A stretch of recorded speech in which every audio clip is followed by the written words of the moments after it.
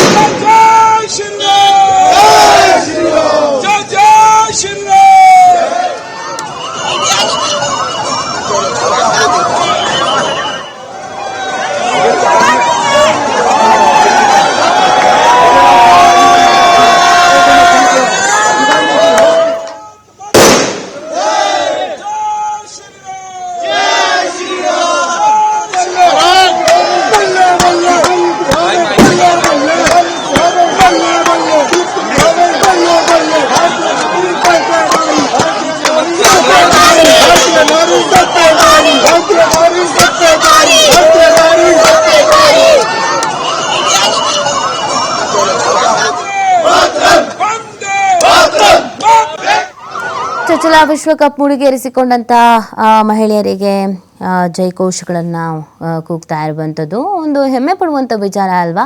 ಬಹಳ ವರ್ಷಗಳ ಕನಸು ಈಡೇರಿದೆ, ನನಸಾಗಿದೆ ಅಂತ ಅಂದಾಗ ಅವರ ಸಾಧನೆ ಅಥವಾ ಅವರ ಸಾಧನೆಯಲ್ಲಿ ನಮ್ಮನ್ನು ಕೂಡ ನಾವು ಕಂಡುಕೊಳ್ಳುವಂಥದ್ದು.